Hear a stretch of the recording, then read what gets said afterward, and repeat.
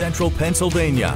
This is CBS 21 News at 5. We begin with breaking news tonight. The family of a fallen York County police officer is suing Baltimore County and the police. The widow and 3 kids of Officer Alex Sable say his death was preventable. He died back in May after suffering cardiac arrest during a training exercise in Baltimore. CBS 21 News has a crew on the way to York working to learn more. Stay with us. We'll have updates on this story for you. State police are on the hunt tonight for a woman who they say has 2 missing children. Thank you for joining us at 5. I'm Jasmine Brooks. I'm Rob Hanrahan. Police say 2-year-old Lillian and 4-year-old Jaden Van Meter disappeared last Sunday. They were last seen at that point. CBS 21's Jesse McDonough spoke to the father of those 2 kids. She's live at the PSP barracks for us tonight. Jesse. According to the children's father, the children's mother, Lacey Kelly, was supposed to return the kids to their grandmother, who is the temporary guardian. However, she just never showed up.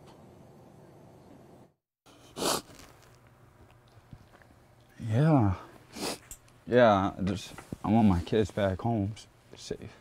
DJ Van Meter got choked up as he told me he hopes his kids' mother, Lacey Kelly, brings their kids back home safe and soon. The state police have issued a warrant for Lacey Kelly. She is a 26-year-old female, for interference of the custody of a child and concealing whereabouts of a child. According to arrest records, Kelly has previously been convicted on drug charges and endangering the welfare of a child.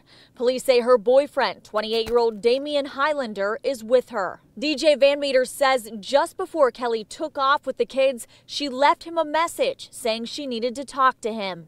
To spend more time, maybe. I heard that, she got hemmed up again, and, just so in my eyes, she ditched her phones and rolled out and, maybe in the area just to hang out with her kids for a couple of days. Police say Kelly and Highlander were last seen driving a 2004 black Pontiac Vibe with the license plate KVG4958. Anyone who may know their whereabouts are asked to contact the Pennsylvania State Police. Rob, Jasmine. Thank you, Jesse. A recent spike in violent crimes has York City Police looking for answers. Investigators believe at least a half a dozen crimes may be linked to the same group. CBS 21's Michael Gorsinger live at police headquarters tonight with how a little bit of information can actually go a long way. Michael. Jasmine, for the past several weeks, York City detectives have been working round the clock trying to gain evidence about a recent spat of violence, from convenience store robberies to shootings. Police say that they believe one group of people is causing a great amount of chaos here in the White Rose City. It's very frustrating. Frustration's mounting for York City Police as investigators try to piece together a series of crimes that may be tied to a single group of people. It certainly appears that we have a group of individuals that are violent, that are targeting different areas of the city. Over the past 2 weeks, City Police believe a group is responsible for at least 6 violent incidents, including convenience store robberies, home invasions, and at least 1 shooting. We're working very hard to keep an eye on them and to narrow them down and get them when we can. Since the beginning of the crime spree, police say the incidents appear to be getting more violent, putting more lives in danger. However, not a lot of evidence exists. In many cases, the crimes are happening at times and places where surveillance cameras and witnesses are limited. We are collecting all the evidence we can. We are tracing the connections that people have, so it's not just the individuals committing crimes. If you are hanging out with somebody who's committing crimes, you're on our radar too. One of the biggest frustrations for law enforcement and Mayor Michael Helfrich, lack of cooperation from the victims or eyewitnesses. I don't just blame the community for not working with us, but there is a potential that somebody out there knows something that they're not telling us. And without information, these crimes are going to be difficult to solve. Mayor Michael Helfrich imploring the community, if you know something, say something. The city police cannot protect people without the help of the people. Now, I did press City Police for more information, specifics about the crimes that they are investigating and the possible times. They say detectives at this point don't want to release too much information because they're worried that it could compromise the investigation. The mayor saying this is a bit of a call to action. He needs people to speak up to try and help solve these crimes. Live in New York, Michael Gorsinger, CBS 21 News.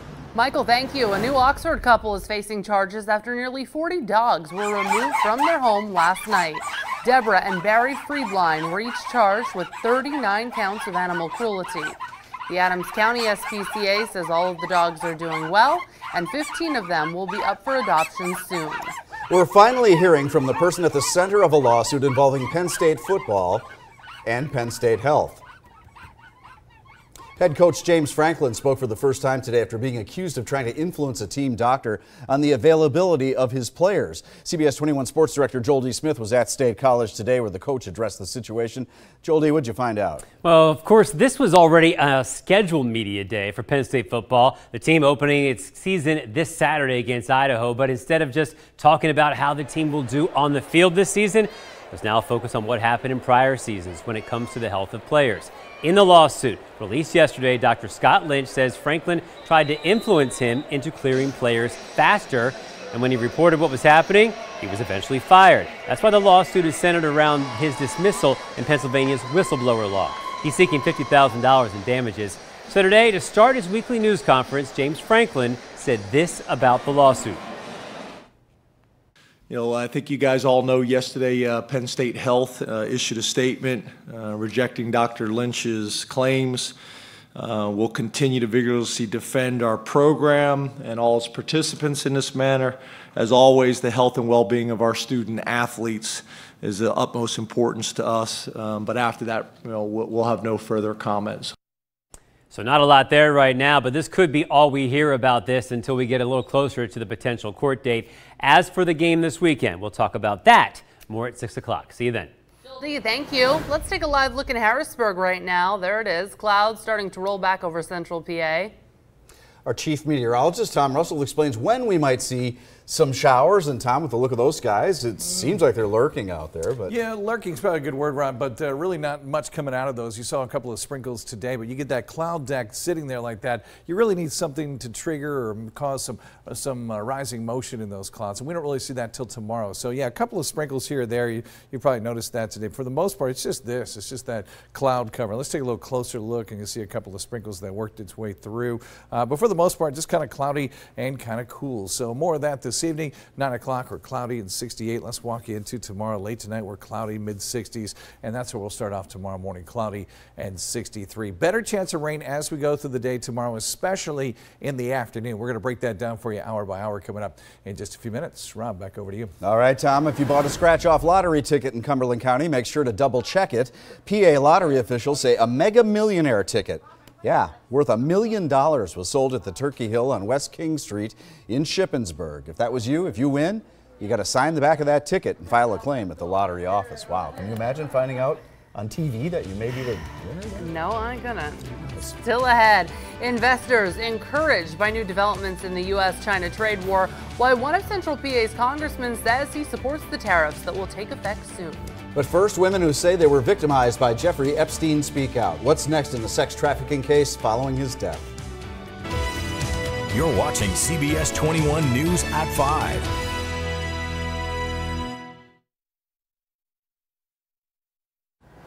People who say they're victims of Jeffrey Epstein are angry that the late financier's suicide has robbed them of justice. They had a chance to speak in court today. Tom Hansen reports their dramatic statements come as the judge moves to dismiss Epstein's sex trafficking case.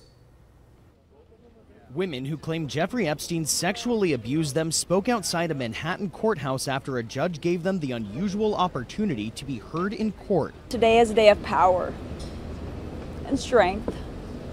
I wanted to thank the judge for letting us speak, having some closure. It's still going to be a rough road, but I also wanted to thank all the survivors that had reached out to me as well. One accuser, Courtney Wild, who says the financier sexually abused her when she was 14, called him a coward and said in court she feels very angry and sad that he killed himself before going to trial on sex trafficking charges. A coroner ruled Epstein's death in his jail cell earlier this month a suicide by hanging. But at Tuesday's hearing, one of Epstein's lawyers challenged that, saying an expert hired by the family said injuries to his neck were more consistent with homicide than suicide. The judge said he included Epstein's accusers in Tuesday's hearing to dismiss the charges because of their relevant experiences. It was both empowering and infuriating to know that the person who I needed to hear those words is not here to hear them. The wealthy financier had pleaded not guilty to the charges. He signed a will just 2 days before his death, putting more than $500 million in assets into a trust fund. The will is expected to make it more difficult for the accusers to collect damages. Tom Hansen, CBS News, New York. The campaign seasons may seem longer each cycle. That's because they often are. Our Scott Thuman examines why candidates declare so early and if that actually pays off. Next. And I've been studying the radar for tomorrow. It's our future radar, and it's looking kind of interesting. Take a peek here. I'll show you what that means in my first morning forecast coming up next. You're watching CBS 21 News at 5.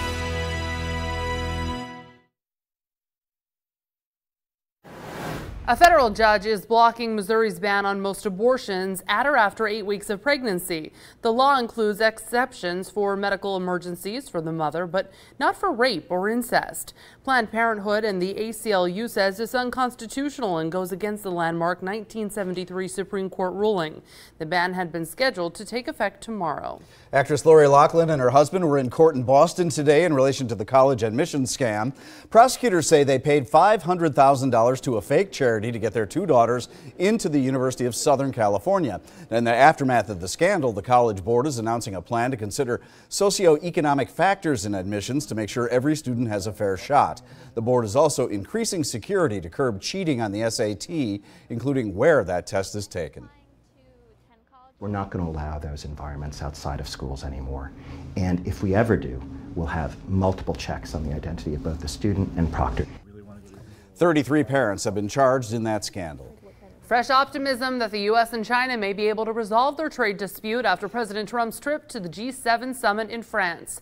The markets opened higher today, the next round of negotiations planned for September, but neither side has announced when the talks will begin. Next week, the U.S. raises tariffs from 10% to 15% on more than $300 billion worth of Chinese-made goods. The United States, which has never collected 10 cents from China, will in a fairly short period of time be over $100 billion in tariffs. So I think they want to make a deal very badly. President Trump says the rough patch is necessary to win a better deal with China. The president has the backing of at least one central Pennsylvania legislator. We caught up with Congressman Scott Perry at an event today in York County. He thinks it's high time for someone to stand up to China on trade. Despite the chances of a downturn in the economy or even a recession, Perry says the time to act is now. Let's face it, we're in the best economy in about 50 years right now. So I think it is a delicate balance, but at the same time, we cannot let China continue to steal our intellectual property and our businesses and our employment like they've done for the last 40 years. We simply cannot let it continue. Perry is pushing lawmakers to take up the U.S.-Mexico-Canada agreement when Congress returns next month. We're still more than 14 months from Election Day, but if it seems like the candidates have already been on the trail a long time, you're absolutely right. Yes, and Claire's chief correspondent, Scott Thuman, looks into why and if it will pay off. I'm here tonight to announce my intention to seek the Republican nomination for President of the United States. I've come here to tell you today this. I stand before you today to announce... Launching a presidential campaign can be tricky because while the goal is always clear, when to jump in isn't. A lot of people think of politicians as naturally gifted in terms of running for office, in terms of fundraising, but the reality is it takes a lot of practice. Candidates like Joe Biden in 2020, Hillary Clinton in 2016 can announce much later, but if you are new to the presidential stage, announcing earlier is necessary. It turns out the eventual winners have kicked off their campaigns earlier almost every single cycle over the past 40 years, from what was around 12 months for Ronald Reagan to roughly 21 months for Barack Obama. And although Donald Trump took his time in that 2016 race, he formally filed for the 2020 election the day of his inauguration, 3 years and 10 months before Election Day.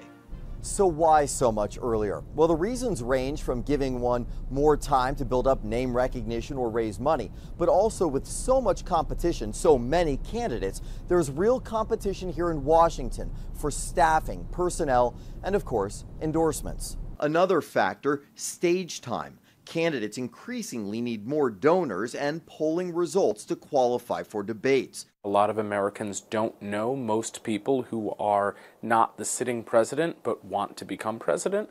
Announcing years and years in advance is a strategy to try to make themselves well known. All the ads and appearances can cause voter fatigue, but they also mean more time to examine options before casting that all-important vote. In Washington, I'm Scott Thuman. And now, CBS 21 News First Warning Weather with Chief Meteorologist Tom Russell. All right, you know the deal today. We've been dealing with that cloud cover, that low deck of what we call stratus clouds, just kind of hanging out. So it's not just us, it's up and down the eastern seaboard. So let's show you the big picture there. You'll kind of see what's happening. It hasn't been a whole lot in the way of rain. We actually had a few little showers even before lunchtime today, but most of the afternoon's been fairly dry. I wanted to show you the big picture here because the clearing is not that far away. I mean, we can actually pick it up. So this is what we're dealing with now, and then that is where the front is. So you can actually see some clearing as you look out maybe towards Toledo, Ohio, out that direction. But the front, that's going to come through this time tomorrow afternoon. So we're 24 hours away from any kind of real clearing here. So we're dealing with some cloud cover. You see those little gray specks? That's a quick sprinkle or shower. So we told you yesterday we'd be dominated by that easterly wind flow. So let's track out this clearing for you as we take you into the future now. Follow along. We're going to be pretty cloudy tonight, but not much in the way of rain. So if you have some evening plans, you can get things done outdoors, no problem. It's tomorrow that we start to really take notice. And again, maybe before lunchtime, this is 11 a.m., you start to see some showers popping up. But watch how quickly this line lines up. Look at this thing. Yeah, it's like a perfect line right here. So now we're talking afternoon. This is 3 p.m. and we're marching through the west shore, headed toward the east shore. And look how quickly it gets out of here. I think by 6 p.m. tomorrow night, we're finished with any rain. And not just finished with the rain, but look how quickly the skies clear and we get the stuff out of here. You'll go feel those winds pick up a little bit breezy as we go through tomorrow night into Thursday. All right, let's give you the latest on that tropical storm down in the Caribbean now. Hasn't intensified. Winds are still at 50 miles per hour. You can see it here, still a little bit ragged. Headed towards now Puerto Rico. So the difference with our 5 o'clock update is Puerto Rico is a little more in the straight on bullseye here as you see some winds pushing 60, 65 miles per hour as it goes over Puerto Rico, dropping a good bit of rainfall. And then it stays to the east of the island of Hispaniola there, then working its way towards the Bahamas by Thursday, still at about 50 mile per hour winds. And then it has a chance to strengthen as we get to Saturday. And then look at this, headed towards the east coast of Florida, right around Melbourne, if you're familiar with Florida, the central coast there. So maybe about 70 mile per hour winds. So we don't see the ability to strengthen to a hurricane, but awfully close when you're talking about 70 mile per hour winds. All right, back home, we're talking about football being back. Penn State taking on Idaho this Saturday. How about this for game number 1? Mostly sunny, breezy, very nice. So perfect conditions for a 3:30 kickoff at Beaver Stadium this weekend. In the meantime, we're dealing with cloudy skies, maybe a little bit of light drizzle in a couple of spots. We're kind of cool, 64 for the overnight low. So not much change this evening. Then tomorrow, some showers and storms, especially as we get into the afternoon. So make sure heads up 2 to 3 o'clock tomorrow. You're watching the sky. 80 degrees as we get into Thursday. A lot of sunshine, breezy as we clear it out. Friday, sunshine, gorgeous, 82. Nice on into the weekend as well. Back into the mid 70s. But the clouds will increase Saturday and Sunday as our next front approaches. We may have a shower here or there, nothing that's going to ruin our weekend, but it may be a bit cloudy like it is today. So the unofficial end of summer coming our way this weekend, so let's make the most of that. Okay. We still have like, what, 15, 20 days before the official end. That's right. September, yeah, fall. Yeah. Okay, good. All right, thanks. Coming up, a pair of brothers are gaining internet fame for an interesting after-school ritual. Why this teenager says he decided to start dressing for the bus stop.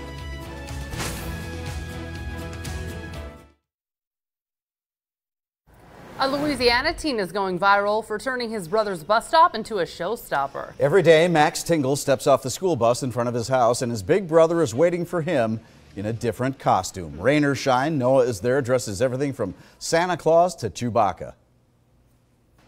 It's my last year of high school, and I saw he was coming off the bus when I was at home, so I just want to embarrass him. At first, I was surprised and kind of embarrassed, but now I'm just used to it. Just used to it. Well, now there's even a Facebook page dedicated to Noah's daily shenanigans that has hundreds of followers, and people have even donated more costumes. Oh. So I was thinking, how does he have the money to buy all the costumes? But what a Now great they're surprise donated. for your little brother. All right, it's not just first responders who can help people impacted by the opioid crisis. A look at how businesses and schools are training their employees. As the dust settles on a hectic several days of the G7 summit in France, here are my key takeaways. 1. President Trump and French President Emmanuel Macron seemingly got along very well, despite recent disagreements on a variety of domestic and international fronts. The positive rapport undermines the incorrect narrative that many on the left have attempted to craft, that President Trump is not respected by world leaders. 2. The United States walked away with a trade deal with Japan, which has committed to buying large amounts of American corn. Why is this important? Because not only is it good for our farmers, but also shows that the potential of auto tariffs being placed on Japan have not negatively impacted our relationship with that country. Tariffs continue to be a useful negotiating tool. And finally, 3.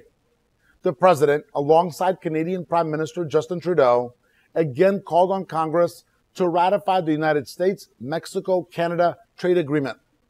Democrats have to put partisanship aside and ratify the USMCA.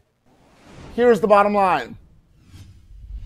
The G7 was crucial in showcasing the president's ability to get things done in high-stakes, public, and transparent situations. Boris, President Trump used the G7 meeting to attack the media and show his support for Russia. Coming up, my thoughts on the G7 summit. The views expressed by commentators do not necessarily reflect the views of this station.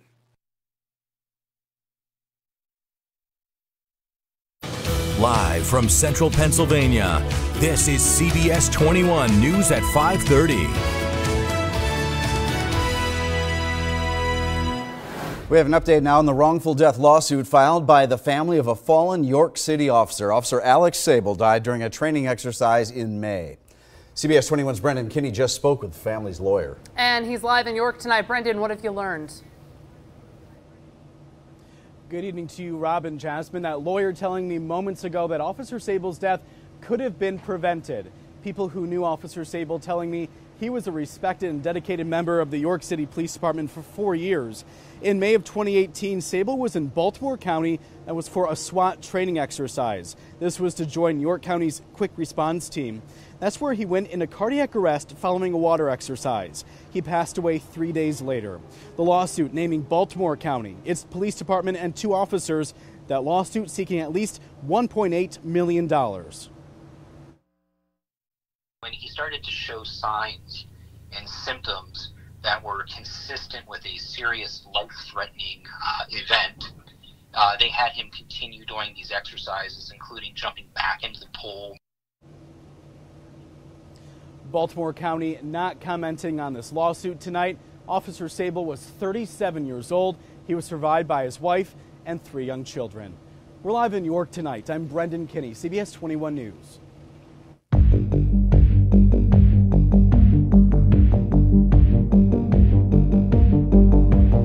Our series, The Opioid Crisis, Finding Hope, continues tonight. The epidemic is far-reaching, with schools, bars, even libraries now choosing to get training for emergency overdose medicine. Jennifer Sullivan with our sister station in Seattle reports. They trained for it. They knew the steps, but that didn't lessen the shock. 1202.5. Right here? Right there. A former Linwood High School student showed up to pick up his girlfriend on April 11th. She found him passed out in his car. The football coach was there first. Deputy Patrick McGill was there seconds later. They knew what to do. He was overdosed on OxyContin. It's a role no teacher, coach, administrator, or student imagined they'd be in. But in the Edmonds School District, there's no boundaries when it comes to opioids. If you look around, we see the impact that the opioid addiction is having on our community. The lesson started months ago, how to administer naloxone. This nasal spray, also known as Narcan, is used by first responders to revive someone from an overdose.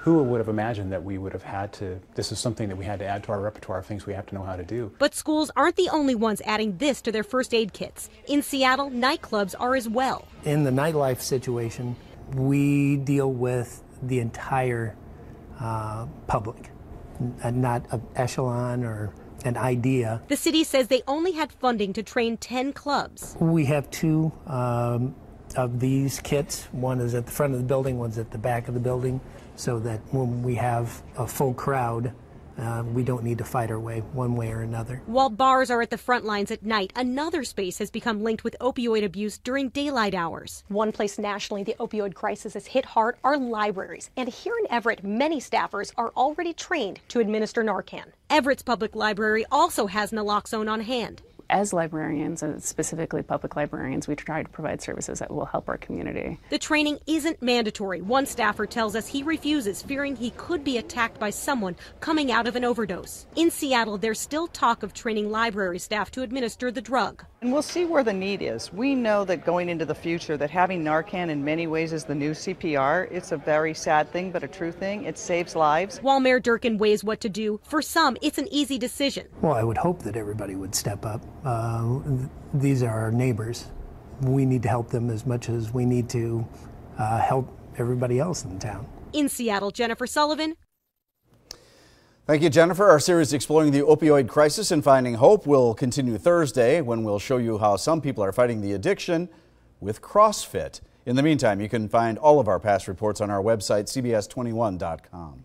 State police are searching for a woman they say has two missing kids from Adams County. Police say 2-year-old Lillian and 4-year-old Jaden Van Meter were last seen Sunday. State police have issued a warrant for the children's mother, Lacey Kelly. According to arrest records, Kelly has previously been convicted on drug charges and endangering the welfare of children. Prosecutors say they will seek the death penalty in the case of an off-duty Pittsburgh police officer shot and killed last month. Police say Officer Calvin Hall was arguing with Christian Bay outside a neighborhood party, and that's when police say Bay shot and killed the officer. Bay is still in custody awaiting trial. Rapper Meek Mill was in Philadelphia court today. He negotiated a deal with prosecutors to drop the charges against him in a 2007 case that kept him under court supervision for more than a decade. Protesters to free Mill from probation outside the building during that hearing. Several civil rights activists and state representatives spoke out on the city's criminal justice system. What we have to understand is that it doesn't matter if you put just people in an unjust system. If it's an unjust system, the system will never work. Mill spent about 2 years in prison for the crime that was overturned this year. Governor Wolf says he wants to hear from taxpayers about a plan he says would reform the state's out-of-date charter school law. The Wolf administration is opening a public comment period on the initiative. Some cite rising charter school costs, which elected school boards cannot control, as a key reason for school property taxes. We believe that charter schools and cyber charter schools, they should have to abide by the same ethics laws and the same accountability laws and the same transparency laws that public schools have to operate by. And right now, they can operate in a tremendous amount of secrecy, and taxpayers have no oversight. Earlier this month, the administration outlined a three-part approach for reform. And turning now to CBS 21 News first warning weather. So it's gray, it's gloomy, but it's really not that bad. It's what we call stratus clouds. It's kind of like that whole deck of clouds that covers the entire sky. And that's what we're dealing with. Although it's been a little bit better here later this afternoon. Not much in the way of rainfall. You can see those little green specks passing by. We had a couple of sprinkles earlier in the day. For the most part, just kind of mostly cloudy and mostly dry. So that's where we'll spend this evening. 9 o'clock tonight, mostly cloudy, 68. Late tonight, cloudy, 66. And yep, that's where we start tomorrow. 7 a.m., 63 degrees. Better chance of rain as we go through the day tomorrow, even the chance for a thunderstorm. I'll break that down for you coming up in just a few minutes. Rob, we'll send it back to you. All right, Tom, trade negotiations with China take an encouraging turn after the G7 summit. Our political insiders are standing by. We'll break it all down for you. And Puerto Rico bracing for impact from Tropical Storm Dorian, why they say they're especially cautious of another natural disaster.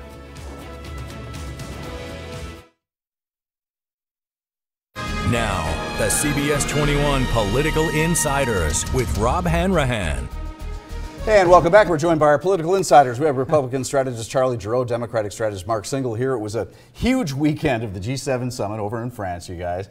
And it seemed like I mean, how many points came out of this thing? But one of the things was the president's trade war, as he says, with China. Charlie, I got to ask you, there was some confusion over, did China actually call during the G7 and say, we want to come back to the table and talk after the president threatened to raise the taxes? I don't know. I know nobody really knows. There certainly was some confusion about that. My sense is that there were some quote-unquote low-level calls made, not Premier or General Secretary Xi calling, and that there were some discussions, but not necessarily to the level that was suggested. What is important coming out of the G7, though, is that the best way, if we're going to wage a trade war against China, is to have all of our allies fully invested and not us having to once again go it alone. Mark, there have been some people who are calling this past summit the G6. Yeah, well, that's probably more accurate. I do agree with Charlie that the whole thing about G7 summits is you can do extraordinarily good things if you keep it together. And the basic understanding is that you don't blow up the train. You go and you play nice and you reaffirm the relationships and so on. Instead, the president does these wacky things. Him saying, hey, China called and we're going to get back on the trade discussions. It never happened. The foreign minister denied that they even made the call. Why would you say something like that? Yeah. So the result is it puts into question everything that he does and says the entire week. It's unfortunate. Well, I don't want to take up all our time just weighing every single thing that happened at the summit. We had a lot of other media doing that, Charlie. But let's talk about some polls that have come out recently. Are you familiar with the Democratic polling that has been out today and yesterday? I've been looking at them. And what do you think? Well, I'm feeling very vindicated in my thought long ago that Joe Biden ultimately would not be the Democratic nominee. I mean, campaigns run on momentum, and his momentum right now is on a downward spiral. Concomitant, there's a good word for you for today. It is. With that is Elizabeth Warren's rise. Now, ultimately, I don't know that the Democratic base will go for a socialist candidate, but she certainly is in her ascendancy, and Biden is in real trouble. We had, Mark, Joe Biden up here, yes. And then, Warren, we had everybody laid out. Warren seems to not have any of the up and down that the others in the top tier have had. What are your thoughts on Warren's campaign? Well, at the risk of agreeing with Charlie, her trajectory has gone steadily up. Right. And Biden has stagnated at best.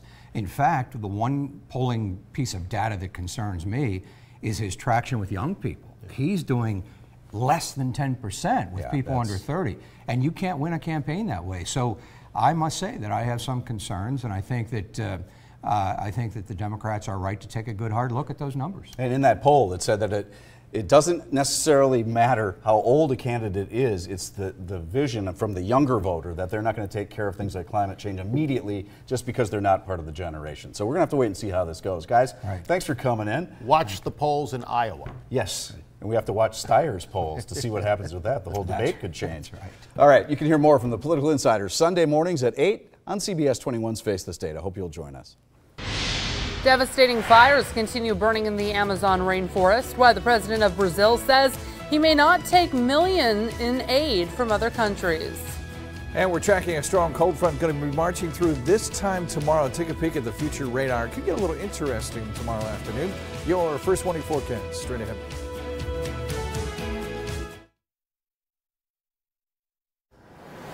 People in Puerto Rico are scrambling to stock up on supplies before Tropical Storm Dorian approaches in the coming days. The storm could reach hurricane strength. Puerto Rico's governor declared a state of emergency and is trying to reassure the residents there. This as many are still reeling from Hurricane Maria's devastation in 2017. The whole island has been traumatized, so you have to take that into consideration. When a storm comes, we are much worried about what is going to become after. In Barbados, anxiety over the storm had motorists lined up bumper to bumper to fill up at gas stations.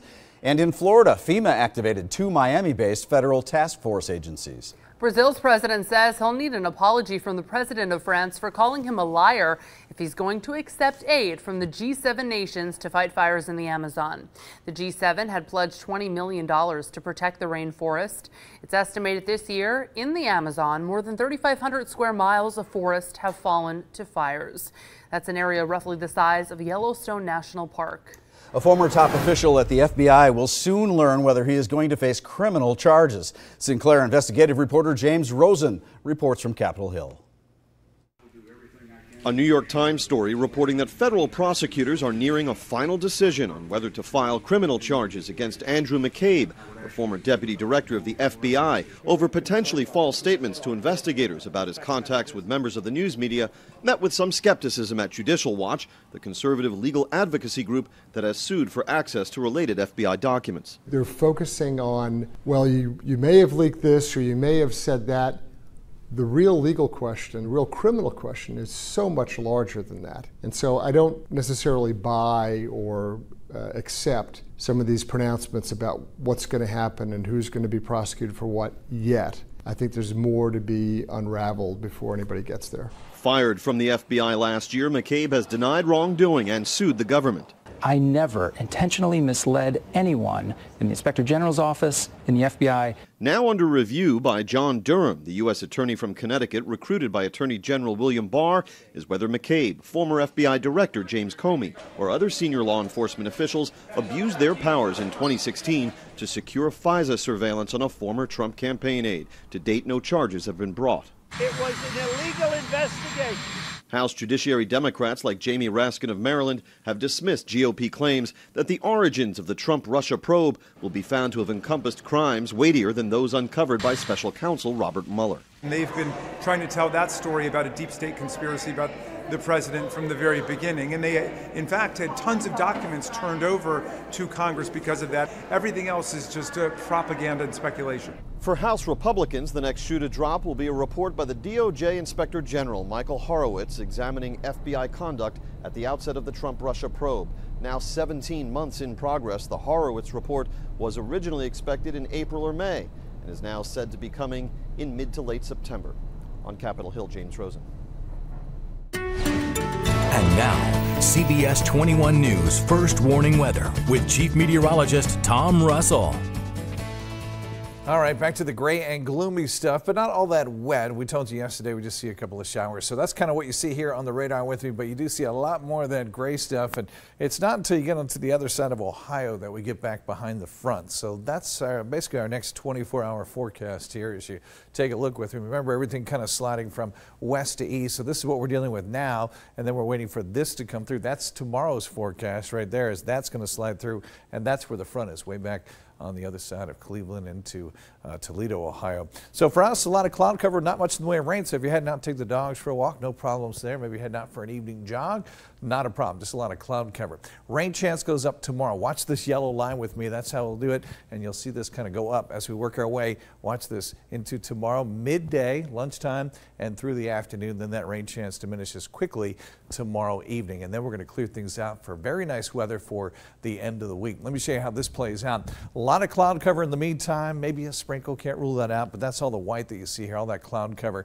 And then tomorrow by lunchtime, we're starting to see some showers pop up. So this is 11:30, but watch how distinct this line gets going here. Very well-formed line by the afternoon. This is 3:30 tomorrow afternoon. This could be a decent rumble of thunder, maybe a quick heavy downpour as well. But the thing about this is it's not hanging out. It's on the move quickly. So by this time tomorrow evening, we're going to say, hey, rain's wrapping up by 6:30. I think it's out of here. And not just the rain out of here, but we clear out. We're back to sunshine like that. So we're talking about some nice weather coming our way. It will be a bit breezy as the front comes through and clears out, but I think you're going to like it. Catch up with Tropical Storm Dorian now pushing into the Caribbean. Not much in the way of strengthening though, still 50-mile-per-hour winds, so it's still a tropical storm strength. And then Wednesday headed towards Puerto Rico, so it does look like Puerto Rico is going to get a pretty good brunt from this thing as a tropical storm, not a hurricane. And then headed towards the Bahamas as we get into Thursday. Friday we're still towards Grand Bahama, and then perhaps headed towards the Florida coast. Now this is a whole week here of a lot of things it has to go through, a lot of different environments, but it could strengthen a little bit. You see the 70-mile-per-hour winds here, just shy of hurricane strength as it heads towards Florida. And tropical depression number 6, this is possibly getting the name Aaron. That will stay out over the open Atlantic. So tonight we've got the cloudy skies, maybe a couple little patches of some light drizzle, 64 for the overnight low. So tomorrow's our best chance for rain, some showers, thunderstorm in the afternoon, but I showed you how quickly they come through. That makes for some nice weather starting tomorrow night, but especially Thursday. Sunshine, breezy, 80 degrees, love that, low humidity. Friday, sunshine, 82. Back into the mid-70s for the weekend. That means a little more cloud cover. Nice start on Saturday, but as we get into Sunday and Monday, guys, a lot of cloud cover again. Maybe the chance for a shower. Nothing that's going to hurt our Labor Day weekend, but it's not going to be perfect weather. So you may not be poolside necessarily, but you still be enjoying the holiday weekend. And eating a lot. Cool. And eating a lot. That's eating true. a lot. That's important. Sounds good. A mysterious mass of rock floating through the Pacific Ocean. Still ahead, where scientists think the island-sized raft of stones came from.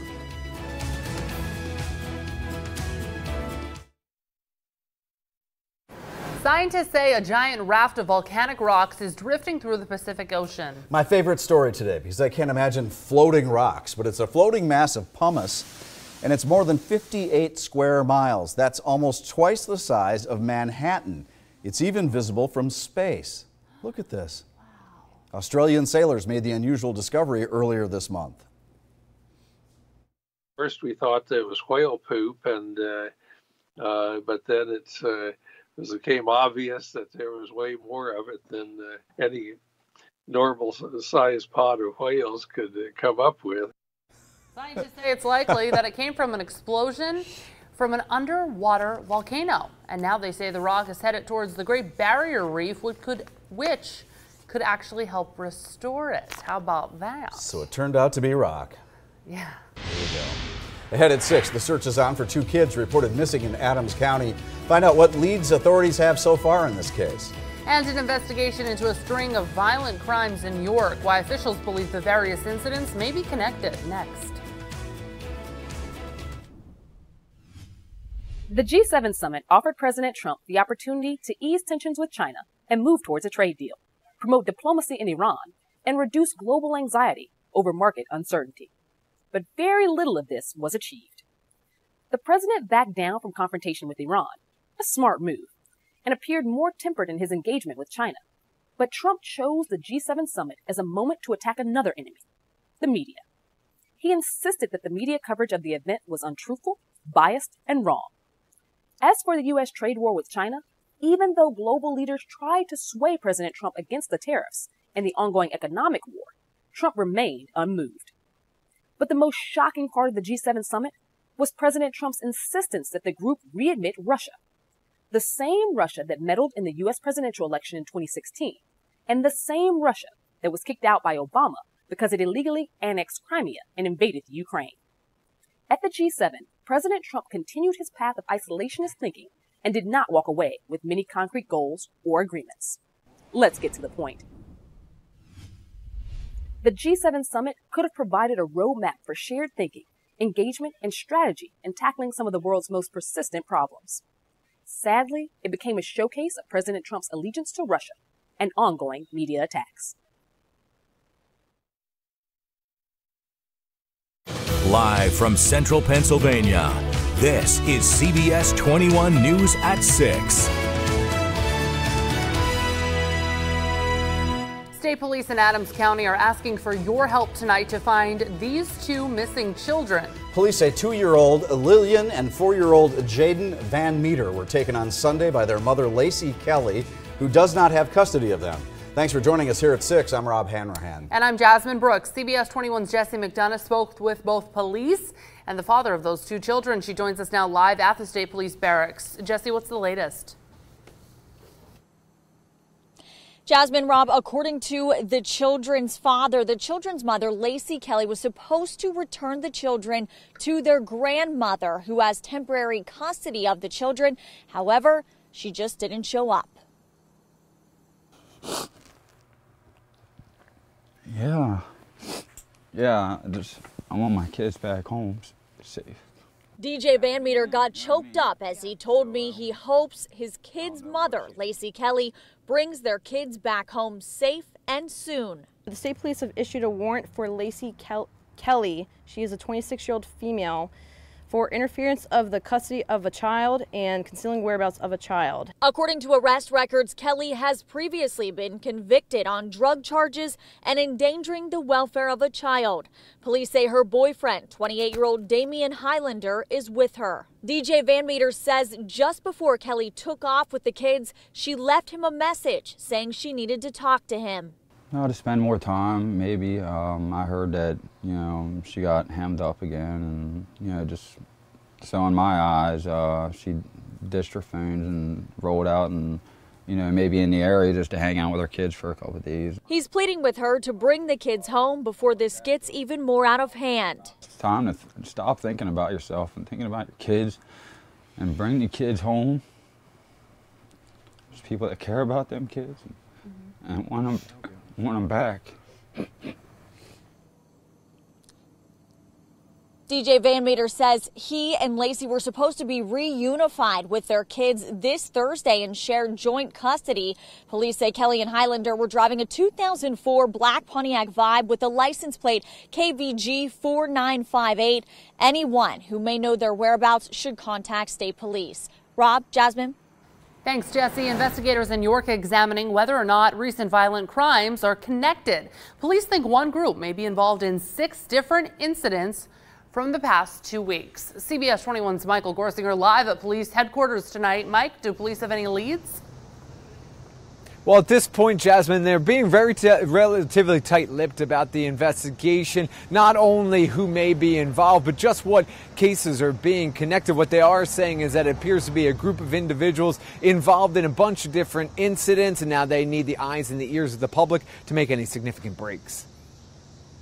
It's very frustrating. Frustration's mounting for York City Police as investigators try to piece together a series of crimes that may be tied to a single group of people. It certainly appears that we have a group of individuals that are violent, that are targeting different areas of the city. Over the past 2 weeks, city police believe a group is responsible for at least 6 violent incidents, including convenience store robberies, home invasions, and at least 1 shooting. We're working very hard to keep an eye on them and to narrow them down and get them when we can. Since the beginning of the crime spree, police say the incidents appear to be getting more violent, putting more lives in danger. However, not a lot of evidence exists. In many cases, the crimes are happening at times and places where surveillance cameras and witnesses are limited. We are collecting all the evidence we can. We are tracing the connections that people have, so it's not just the individuals committing crimes. If you are hanging out with somebody who's committing crimes, you're on our radar too. One of the biggest frustrations for law enforcement and Mayor Michael Helfrich, lack of cooperation from the victims or eyewitnesses. I don't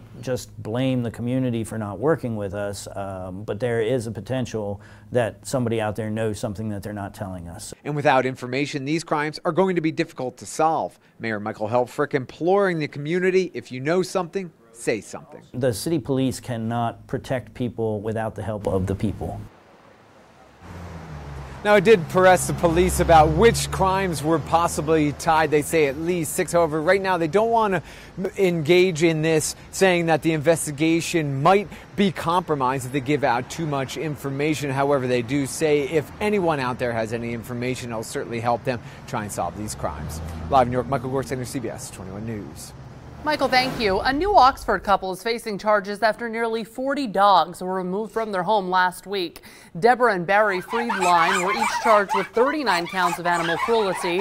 These are some of the before and after pictures from the Adams County SPCA of the dogs being groomed. The organization says all of them are doing well and 15 of the dogs will be up for adoption soon. Rapper Meek Mill's 12-year court battle is finally over. He pleaded guilty to 1 misdemeanor count. All other charges were dropped in Philadelphia court today. The case stemmed from 2007 gun and drug charges. After serving time in jail, Mill was put on probation for years afterwards. He was sent back to jail in 2017 for a parole violation. A Pennsylvania judge overturned his earlier conviction last month and ordered a new trial. I'm very thankful from the bottom of my heart. Everybody that ever mentioned my name or said free Meek helped me get to this position.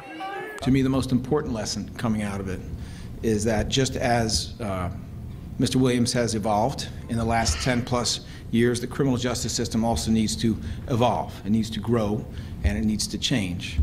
After today's plea deal, the rapper will not have to serve any more prison time. One person in central Pennsylvania is about to be $1 million richer. The Turkey Hill on West King Street in Shippensburg sold the winning Mega Millionaire ticket.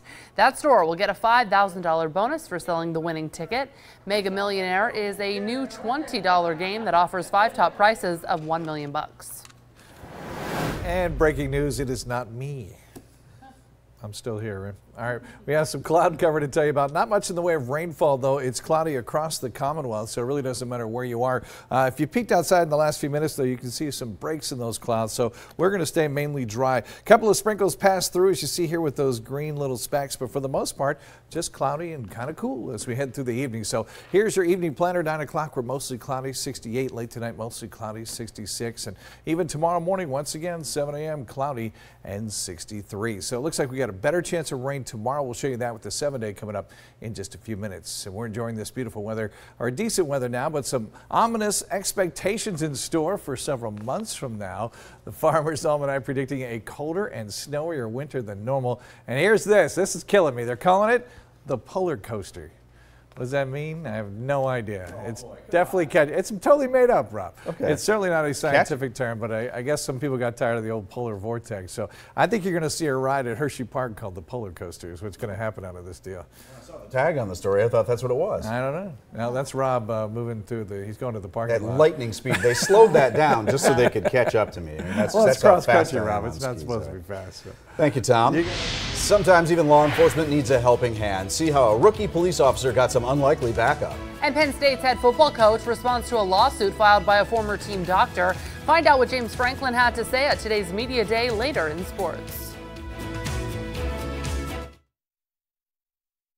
3 Good Samaritans are being hailed as heroes after rushing to help a rookie deputy. The scuffle all caught on camera, and Jennifer McGraw reports. Intense moments outside of a Circle K and in broad daylight as a Los Angeles County Sheriff's deputy is attacked. The suspect goes for his gun. And I heard the officer yelling, "Get your hand off my gun." So then I went in and I ripped the dude's hands off the officer's gun, and then one of the other Good Samaritans took the clip out and slid it away just in case. 3 men nearby, including a worker, ran to help the deputy, pinning the suspect's head and legs down while the deputy began to regain control. The officer was being overpowered, and then the other 2 gentlemen really helped out as well.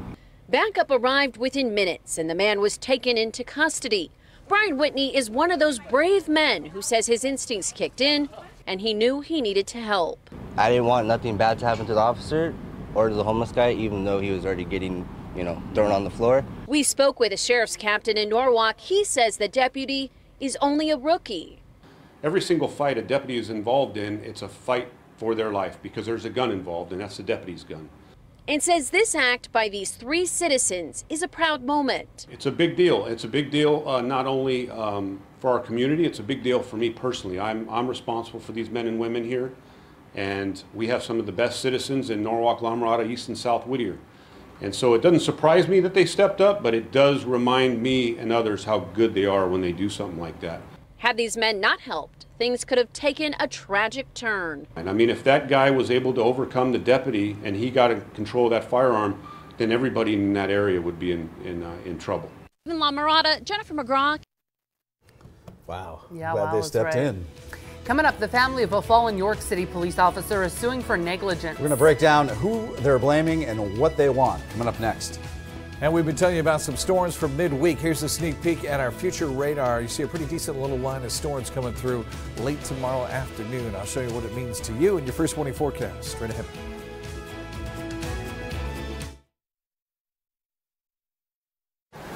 The family of a fallen York City police officer is suing the Baltimore County and police.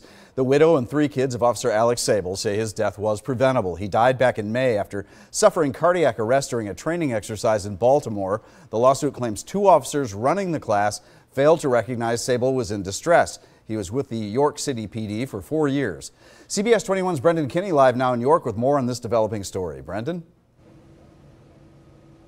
Good evening to you, Rob. And that lawyer who I just got off the phone with saying that this death could have been prevented here. And I want to talk to you about Officer Sable and what I'm hearing from people who knew him. He's saying that he was respected, people saying he was respected here at the York City Police Department for 4 years. Now, back in May of 2018, Sable was in Baltimore County. That was for a SWAT training exercise. This was to join York County's quick response team. That's where he went into cardiac arrest following a water exercise.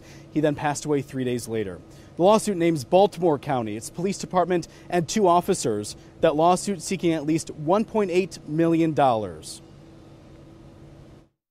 When he started to show signs and symptoms that were consistent with a serious life-threatening event. They had him continue doing these exercises, including jumping back into the pool. Baltimore County is not commenting on this lawsuit. Alex Sable was 37 years old. He was survived by his wife and 3 young kids. We're live in York tonight. I'm Brendan Kinney, CBS 21 News. Thank you, Brendan. There's fresh optimism that the U.S. and China may be able to resolve their trade dispute following President Trump's trip to the G summit in France. Nicole Killian reports from the White House. The markets opened higher Tuesday as investors hope the U.S. and China can resolve their trade dispute. They want to make a deal. And by the way, I think a deal is going to be made. The next round of negotiations is planned for September, but neither side has announced when the talks will begin. Next week, the U.S. raises tariffs from 10% to 15% on more than $300 billion worth of Chinese-made goods. And the United States, which has never collected 10 cents from China, will in a fairly short period of time be over $100 billion in tariffs. So I think they want to make a deal very badly. President Trump says the rough patch is necessary to win a better deal with China. During the G7 summit, he also announced a trade deal with Japan. We're really hindered by a high tariff on our product over there. So this goal would bring the tariff down significantly by entering into this trade deal, and we think that'll just be great for beef industry. Some U.S. farmers are cautiously optimistic because the details of the agreement with Japan still need to be worked out. Well, the price never goes up till the grain bins get empty. And once we start sweeping the bottom of the grain bins, then we start seeing a big bump in price. President Trump and Japanese Prime Minister Shinzo Abe say they hope to sign the deal next month. Nicole Killian, CBS News, the White House. The president has the backing of at least one central Pennsylvania legislator. CBS 21 News caught up with Congressman Scott Perry at an event today in York County. He thinks it's time that someone stands up to China on trade. Despite the chances of downturn in the economy or even a recession, Perry says the time to act is now. Let's face it, we're in the best economy in about 50 years right now. So I think it is a delicate balance, but at the same time, we cannot let China continue to steal our intellectual property and our businesses and our employment like they've done for the last 40 years. We simply cannot let it continue. Congress is on summer recess right now. Perry is pushing lawmakers to take up the U.S.-Mexico-Canada agreement right when they get back in town. Jeffrey Epstein accusers say they're angry the late financier's suicide has robbed them of justice. In a hearing today, a judge moved to dismiss Epstein's sex trafficking case. Accusers were able to speak and say it gave them some closure, but now they won't be able to testify against him. It makes me sick to my stomach that there's perpetrators out there that obviously helped him in many ways for a very long time, and they're still out there with no punishment. I will never be silenced until these people are brought to justice. Epstein had pleaded not guilty to the charges. He signed a will just 2 days before his death, which is expected to make it more difficult for his accusers to collect damages. And now, CBS 21 News First Warning Weather with Chief Meteorologist Tom Russell. Well, other than a few quick showers today, for the most part, just kind of cloudy and much cooler, obviously, as we got stuck in the 70s. Let's get you right to the radar, and you'll kind of see what we're tracking. It's not very much, so if you have some evening plans, you want to get outside and do stuff, we're going to stay dry here. So it's not until we get into this time tomorrow that we have a chance for a few stronger storms to pass on by. It's our next weather maker. Let's take you there and show it to you. So tonight we're just mainly cloudy, and it continues that way, as you see here. Now watch what happens by late morning tomorrow. This is 11:30. Start to see a couple of showers popping up. But notice this line of storm starting to get a little more organized, and watch as it traverses central PA by 3 o'clock. It's a pretty darn looking, good looking storm here as it works its way on by. Notice how thin it is. See that? So that means it's going to come through pretty quickly. Could have some gusty winds with this and some brief heavy downpours. But notice it's out of here by the time we get to 6 o'clock tomorrow. And not just the cloud cover, or not just the rain, but also the cloud cover. See that we're breaking for some sunshine by this time tomorrow night. So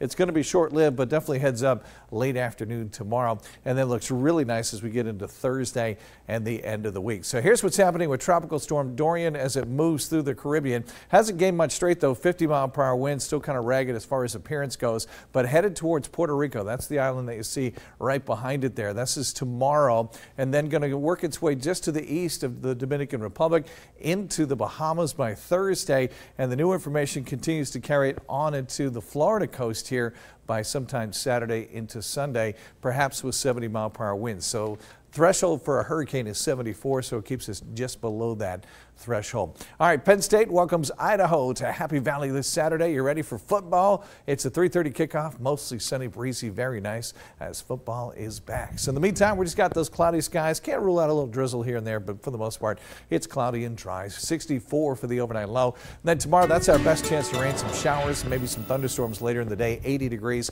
And then there's that clearing out Thursday, sunshine, breezy, 80 degrees, 82 Friday. And then Saturday, not bad at all as we're back into the mid-70s, but a lot of cloud cover pushing in for Sunday and Monday. Yeah, I know it's the Labor Day weekend, but I think we're going to have a chance for a shower each day. It's not going to be anything that ruins our holiday.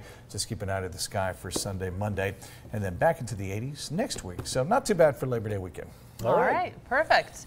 Well, James Franklin is speaking for the first time since being named in a lawsuit filed yesterday. Joel D has that, and the rules Rob Gronkowski wants changed in the NFL and all sports. And now, CBS 21 Sports with Joel D. Smith. Wow, Nittany Lion fans can look back on this game as an exciting overtime win now. But during the first game of the season against Appalachian State last year, I mean, they were feeling anxious, maybe even a little bit lucky. Today, we talked to tight end Pat Freiermuth and Coach Franklin about what makes the first game usually so challenging. They're unpredictable, and you know in college football we don't have the preseason that a lot of those kinks get worked out. You're talking about younger players and things like that. Personally, I learned a lot. I'm sure a lot of guys did too. Just not to take a team lightly. App State's a great team, and Idaho's a great team, and we're not going to take Idaho lightly at all. Before all the talk about the Idaho game this weekend, head coach James Franklin addressed the lawsuit he was named in yesterday. In that, Dr. Scott Lynch says Franklin tried to influence him when he was the team doctor into clearing players faster, and when he reported what was happening, he was eventually fired. The lawsuit is centered around his dismissal, and he's suing Franklin, the athletic director, Penn State Health, and others under Pennsylvania's whistleblower law. He's seeking $50,000 in damages. Today, to start his weekly news conference, James Franklin said this about the lawsuit. I think you guys all know yesterday Penn State Health issued a statement rejecting Dr. Lynch's claims. We'll continue to vigorously defend our program and all its participants in this manner. As always, the health and well-being of our student athletes is the utmost importance to us. But after that, we'll have no further comments. Multiple sources from Eagles camp reporting Deshaun Jackson broke the ring finger on his left hand today. Sounds pretty bad. Initially, it was reported he could miss a few games, but now the NFL Network is saying he likely won't miss any time. The season opener is September 8th. And speaking of injuries, I decided to walk away from the game for one main reason. I had to recover. That's why you haven't seen me in 5 months. I've been rebuilding myself and finding a new way. Sounds like a spokesperson, right? Well, that is Rob Gronkowski, recently retired Patriots star, and he was seemingly always on the injury report. Today, he talked about his new partnership with a CBD oil company he claims has helped him with his pain, and he thinks in the future he wants all pro leagues to allow their athletes to use it. So we're learning more about this. Yep. We'll see if it goes in that direction, but now you have a spokesperson as loud as Gronk to try to get that going. And he is loud. Yeah. Pretty high profile there for sure. All right, still some cloud cover tonight. We're mainly dry. Our better chance of rain happens tomorrow as we march through the day, especially late in the afternoon, guys. Some storms coming through, but they move through quickly, so we'll clear it out by tomorrow evening. Thursday, Friday look great on into the first part of the weekend. Then the clouds coming back for Sunday and Monday of Saturday. The game is 3 o'clock in Happy Valley, so it looks like pretty good for that. Idaho, it looks like perfect weather. Really nice. Good. Really nice. All right. That's it for CBS 21 News at 6. The CBS Evening News is next. We sure hope to see you again tonight at 10 and 11. Thanks so much for joining us. Good night.